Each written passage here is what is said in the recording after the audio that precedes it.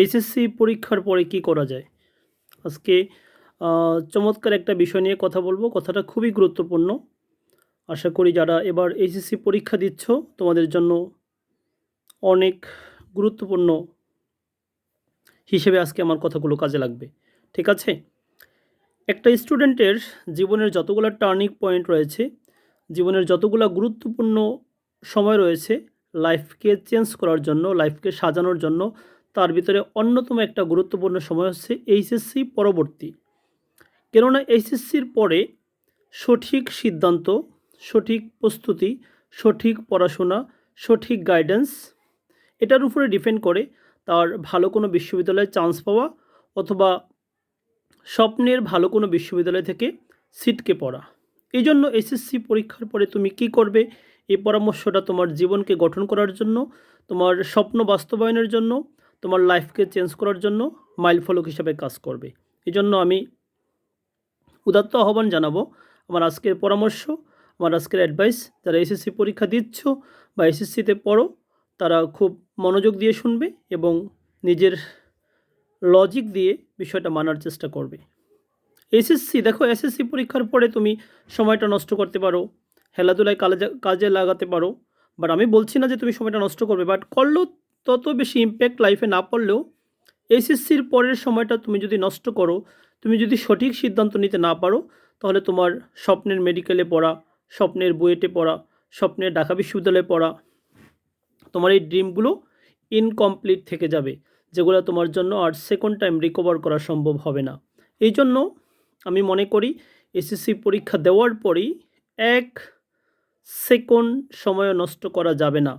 তোমার স্বপ্ন অনুযায়ী তোমরা যে কোনো রিনাউন্ড কোচিংয়ে ভর্তি হতে পারো এবং রিনাউন্ড বলতে যারা দীর্ঘদিন যাবৎ বিভিন্ন স্টুডেন্ট পড়াচ্ছে সে সমস্ত কোচিংয়ে ভর্তি হতে পারো।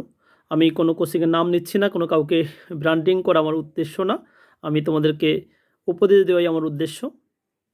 এবং নিজেকে সেভাবে প্রস্তুতি নিতে পারো। অনেকে কি করে, এসএসসি পরীক্ষা দেওয়ার পরে এমনি হেলায় দুলায় 1 মাস 2 মাস নষ্ট করে, তারপরে সিদ্ধান্ত নেয় কোন কোচিংয়ে ভর্তি হবে, অথবা অনেকে 2 মাস পরে সিদ্ধান্ত নেয়, অথবা অনেকে মনে করে যে নিজে সেলফ স্টাডি করেই ভালো কোনো বিশ্ববিদ্যালয়ে চান্স পাবো। আসলে এগুলা সবই ভুল সিদ্ধান্ত। তুমি যত ভালো স্টুডেন্ট হও, তোমার একটা গাইডেন্স দরকার আছে, তোমার একটা প্ল্যান দরকার আছে, তোমার একটা পরিকল্পনা দরকার আছে, যেগুলো ভালো কোনো কোচিংয়ে, ব্র্যান্ডিং কোনো কোচিংয়ে ভর্তি না হলে সম্ভব না। আর যেহেতু আমি একজন ইংলিশ টিচার, আমি অবশ্যই বলবো বাংলাদেশের প্রেক্ষাপটে অধিকাংশ স্টুডেন্ট ইংলিশে অনেক খারাপ করে অ্যাডমিশন টেস্টে। কারণ হচ্ছে একাডেমিক ইংলিশ আর ইউনিভার্সিটি অ্যাডমিশন টেস্টের জন্য ইংলিশ একই ধরনের নয়, একই ধরনের প্যাটার্নের নয়।